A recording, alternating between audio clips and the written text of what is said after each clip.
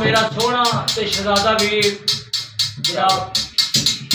नवीर बाजवा साहब और चौधरी नसीर अहमद बुढ़े पिंड वाले उन्होंने जनाब डेडिकेट करना मारिए दो चार। और मेरे नाल जनाब अपने वीर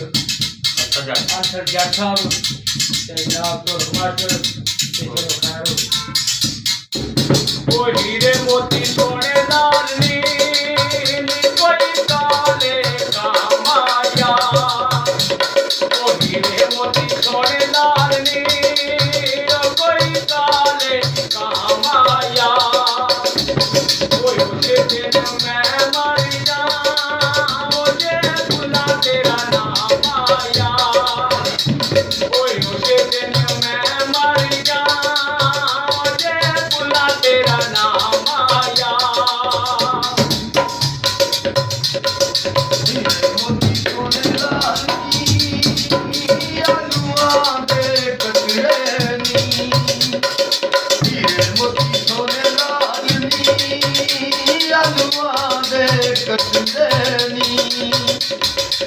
यारी मस्कीना दी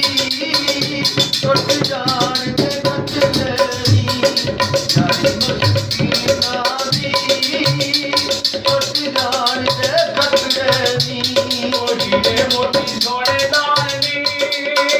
नारो वाले नूरा जांदा ओ हीरे मोती सोने लाल नी ओ नारो वाले नूरा जांदा ओ योनो जे प्यारे होंदा ओ तेनू छड्ड के ते ना जांदा योनो जे प्यारे होंदा ओ तेनू छड्ड के ते ना जांदा। हीरे मोती सोने लाल नी चिड़ी बैगी हवेली पे बाजवा साहब जनाब मैं बड़ा मशहूर है जनाब जिन्होंने फरमाया कि अंसर जट भाई जनाब ने सुनाया जरा गौर करके है हीरे मोती सोने लाल नी